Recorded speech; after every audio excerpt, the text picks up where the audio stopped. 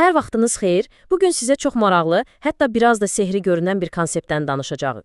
Təsəvvür edin ki, bir sirri bilirsiniz, amma onu heç kimə demədən bildiyinizi sübut etməlisiniz. Bax bu, müasir rəqəmsal təhlükəsizliyin təməlində duran məsələlərdən biridir. Elə deyilmi? İlk baxışdan bu sual tamamilə məntiqsiz səslənir. Yəni, bir şeyi açıqlamadan onun haqqında məlumatı necə verə bilərəm? Amma işin maraqlı tərəfi də budur ki, bu heç də qeyri-mümkün deyil. Əslində, ağıllı kriptoqrafiya sayəsində bu hər gün baş verir və bizim rəqəmsal dünyamızı qat-qat daha təhlükəsiz edir.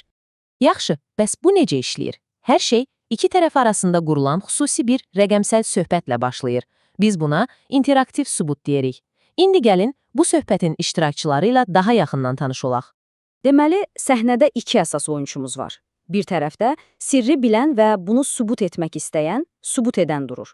Digər tərəfdə isə bu iddiaya şübhə ilə yanaşan, amma sirrin özünü bilməyən, yoxlayan. Birinin məqsədi inandırmaq, digərinin məqsədi isə əmin olmaqdır. Onların arasındakı bu proses bir növ ağıllı bir oyuna bənzəyir. Baxın, necə? Yoxlayan, sübut edənə tamamilə təsadüfi bir sual, bir çağırış göndərir. Sübut edəni isə yalnız və yalnız bildiyi sirdən istifadə edərək bu çağırışa düzgün cavab verə bilir. Cavabı alır, yoxlayır və hə, bu düzdür deyir. Və bu oyun bir neçə dəfə fərqli suallarla təkrarlanır. Hər düzgün cavabdan sonra yoxlayanın inamı, bilirsiniz, pillə-pillə artır. Bax, qaydaları olan, strukturlu şəkildə aparılan bu söhbətə biz rəsmi dildə interaktiv sübut sistemi deyirik. Və bunun ən vacib tərəfi odur ki, burada etibar sözə ya da inama deyil, birbaşa riyaziyyata əsaslanır. Yəni, sistemin özü etibarı qurur. Yaxşı, bura qədər hər şey aydındır. Amma bu prosesin əsl möcüzəsi, onu həqiqətən də unikal edən şey nədir? İndi gəlin işin ən heyrətamiz hissəsinə, yəni sıfır bilik adlanan o konseptə nəzər salaq. Baxın, bütün bu prosesin zirvə nöqtəsi budur. Yoxlayan, bütün o sual-cavablardan sonra sübut edənin sirri bildiyinə %100 tamamilə əmin olur. Amma eyni zamanda o sirrin nə olduğu barədə zərrə qədər də məlumat əldə etmir. Heç bir şey öyrənmir. Elə məhz buna görə də bu xüsusiyyətə sıfır bilik deyilir. Çünki yoxlayanın sir haqqında olan biliyi əvvəl necə idisə, prosesin sonunda da elə, yəni tam sıfır olaraq qalır. Bu sübut sistemlərini daha da etibarlı etmək üçün kriptoqraflar başqa bir möhtəşəm alətdən istifadə edirlər. Buna rəqəmsal öhdəlik sxemləri deyilir. Gəlin belə düşünək, bu sanki bir rəqəmsal kilidli qutudur. Təsəvvür edin ki, əlinizdə sındırılması mümkün olmayan bir qutu var. Gizli bir mesajı bu qutunun içinə qoyub, kilidləyib başqasına verirsiniz. O, qutunun içində nə olduğunu görə bilmir, amma qutu onun əlindədir. Vaxtı gələndə siz açarı verib qutunu açdırırsınız və hər kəs görür ki, siz əvvəldən qoyduğunuz mesaja sadiq qalmısınız. Yəni, bu prosesin iki əsas mərhələsi var. Birincisi, öhdəlik mərhələsidir. Bu, sizin mesajı qutuya qoyub kilidlədiyiniz andır.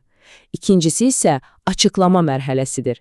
Bu da sonradan açarı təqdim edib, qutunun içindəki dəyəri göstərdiyiniz və ilkin öhdəliyinizə sadiq qaldığınızı sübut etdiyiniz məqamdır. Yaxşı, bəs bu rəqəmsal kilidli qutunun, yəni öhdəlik sxeminin həqiqətən də təhlükəsiz və etibarlı olması üçün nə lazımdır? Onun iki çox vacib, fundamental qaydası var. Deməli, birinci qayda məhfilikdir.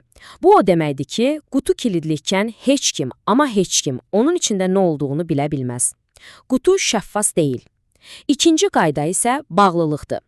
Yəni, siz qutunu bir dəfə kilidlədinizsə, daha içindəkini dəyişə bilməzsiniz. Seçim etdiniz və ona bağlı qalırsınız. Bütün bu danışdıqlarımız, sıfır bilik, öhdəliklər bəlkə də biraz nəzəri səslənir. Yaxşı, bəs bunların bizim real həyatımız üçün əhəmiyyəti nədir? Niyə bu qədər vacibdir? Cavab əslində çox sadədir. Bütün bu konseptlər bizim gündəlik istifadə etdiyimiz bir çox rəqəmsal sistemin təhlükəsizliyinin və məxfiliyinin təməl daşlarıdır. Tətbiq sahələri isə həqiqətən də çox genişdir. Məsələn, bir veb sayta parolunuzu heç yerə yazmadan, sadəcə onu bildiyinizi sübut edərək daxil olmaq və ya tamamilə ədalətli, heç kimin aldatma ehtimalı olmayan rəqəmsal oyunlar və maliyyə əməliyyatları. Hətta səslərin tam məxfi qaldığı, amma eyni zamanda hər kəsin nəticələrin doğruluğuna əmin ola bildiyi etibarlı elektron səsvermə sistemləri belə məhz bu texnologiyalar sayəsində qurulur. Və bu sistemlərin ən gözəl tərəfi onların təhlükəsizliyinin riyazi sübutlara dayanmasıdır. Baxın, hər yeni sual-cavab raundunda yalan danışan birinin uğurlu olma şansı adətən 2 dəfə azalır. Yəni, cəmi 20 belə raunddan sonra bir fırıldaqçının sistemi aldada bilmə ehtimalı milyonda birdən də aşağı düşür. Deməli, gəldiyimiz əsas nəticə budur ki, bu alətlər sayəsində biz rəqəmsal dünyada etibarı korkörənə inam üzərində deyil, yoxlanıla bilən riyazi sübutlar üzərində qura bilərik. Etibar artıq bir fərziyyə deyil, sistemin özünə inteqrasiya edilmiş bir xüsusiyyətə çevrilir. Və bütün bunlar bizi son bir düşündürücü sualla üz-üzə qoyur. Dünyamız hər gün daha da rəqəmsallaşır. Sizcə, sıfır bilik sübutları kimi bu güclü alətlərlə gələcəkdə rəqəmsal həyatımızın daha hansı sahələrini daha məxfi və daha təhlükəsiz bir hala gətirə bilərik?